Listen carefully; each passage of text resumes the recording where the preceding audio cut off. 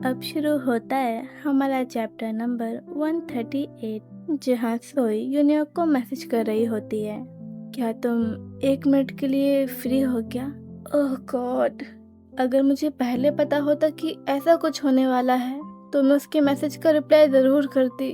आह and सोई यूनियक को call करने का डिसाइड करती है।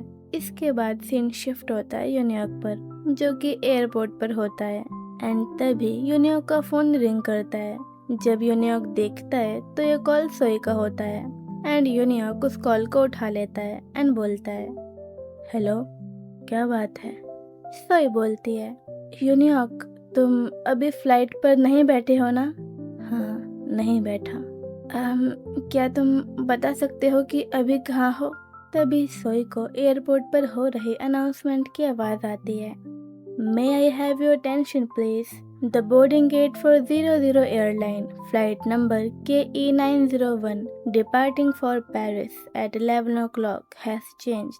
ये सुनकर सोई बोलती है, तुम्हारे फ्लाइट के डिपार्चर का टाइम क्या है? अच्छा, नहीं, वो एक्चुअली हमें प्रोजेक्ट दोबारा से रिवाइज करना पड़ेगा, लेकिन उसके लिए हमें तुम्हारा लाइसेंस चाहिए। ओरिजिनल फाइल करप्ट हो चुकी है, इसीलिए ऑडियो पूरी तरह से बर्बाद हो गई है। और अब ज़्यादा टाइम भी नहीं बचा है। सोई की बात सुनकर यूनियक बोलता है, सोई, क्या तुम मुसीबत में हो? हाँ, बताओ, क्या इससे तुम मुसीबत में पड़ जाओगी? सोई थोड़ी देर चुप रहती है, देन बोलती है, क्या तुम प्लीज़ ऑफिस में आ सकते हो?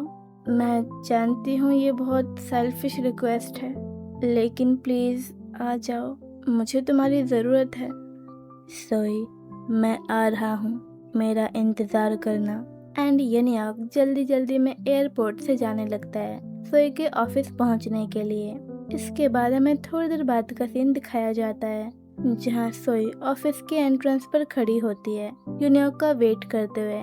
एंड तभी एंट्री होती है यूनियक की, जो कि सीधा भागकर सोई के पास आता है। एंड दोनों एलिवेटर में जाने लगते हैं। तभी सोई बोलती है, तुम्हारी फ्लाइट का क्या हुआ? तुम यहाँ इतनी जल्दी कैसे आ गए? यूनियक अपनी टाई लूज करते हुए बोलता है, तुमने ही तो कहा था कि तुम मुसीबत में हो। ये सब सुनकर भी मैं कैसे ना आता।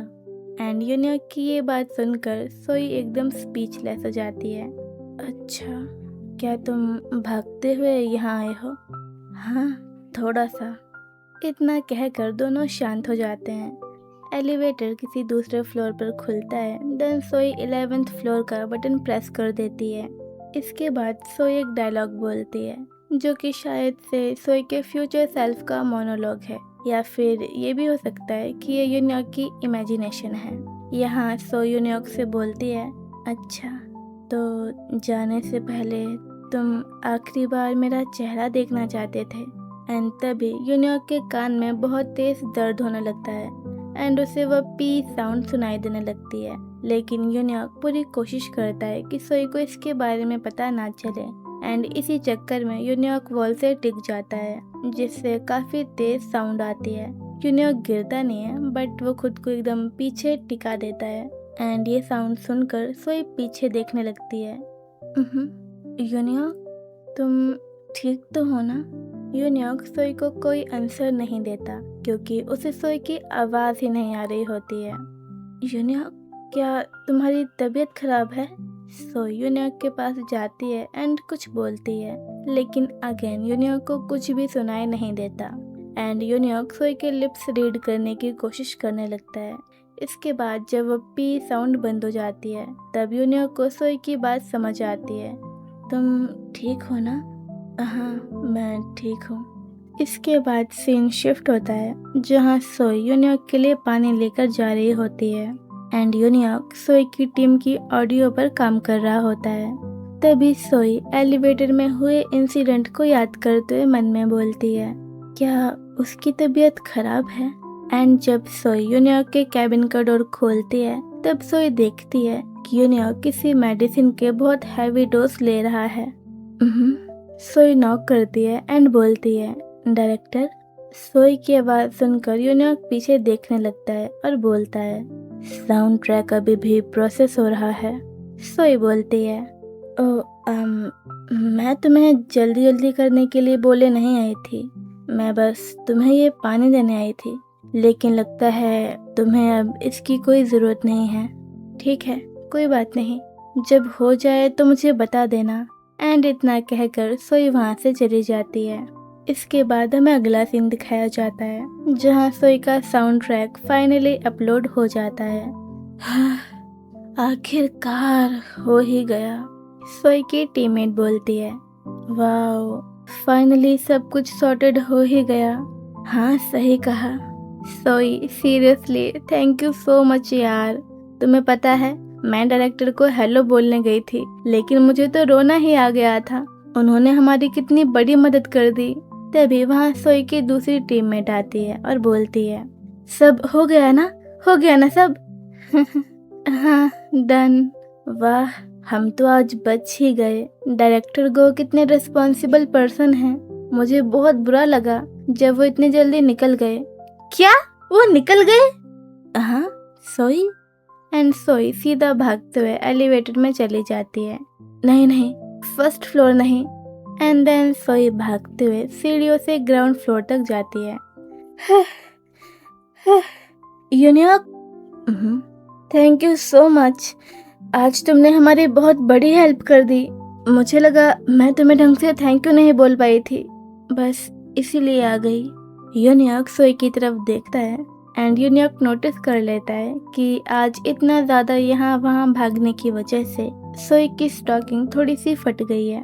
एंड यूनियक सोई का हाथ पकड़ता है एंड अपनी कार में बिठाते हुए बोलता है, सोई यहाँ 1 मिनट के लिए बैठ जाओ।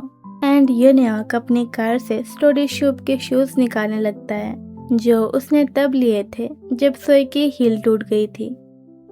तुम ये कर क्या रहे हो यूनियक? यूनियक बोलता है, लगता है आज तुमने बहुत दौड़ भाग करी है। बाय लक ये मेरी कार में ही रखे थे। क्या तुम अपनी कार में लड़कियों के शूज रखते हो? वैसे मैंने सुना है तुम रिम के साथ कांटेक्ट में अभी भी हो। मुझे पता नहीं था कि तुम दोनों इतने क्लोज हो। सच बताऊं तो जब मुझे इस बारे में पता चला था तब मैं शॉक हो गई थी। मुझे अपने कानों पर विश्वास ही नहीं हो रहा था। तुम्हें पता है ना, ये मेरे लिए कितना अजीब था। अगर सही बताऊं तो यूनियक, मुझे कभी समझ ही नहीं आता कि तुम्हारी ट्रू फीलिंग्स हैं क्या। तुम कुछ बोल क्यों नहीं रहे हो? बहरे हो गए हो क्या? यूनियक बोलता है। हाँ शायद। क्या? यूनियक आगे बोलता है, ये शूज मैंने उस दिन लिए थे जिस दिन तुम्हारी लड़ते वक्त हील टूट गई थी। मैं तुम्हें ये शूज तभी देने वाला था, लेकिन वेल चलो अच्छा ही हुआ, आज की सिचुएशन की वजह से मैं तुम्हें ये दे पाया। सोई, मुझे आज कॉल करके बुलाने के लिए तुम्हारा बहुत बहुत शुक्रिया। गाइस, एज यू नो कि ऑपरेशन ट्रू लव करंटली हाइएटस पर चल रहा है। सो जब तक ऑपरेशन ट्रू लव रिटर्न नहीं होता तब तक अब इसकी वीडियो नहीं आ पाएंगी।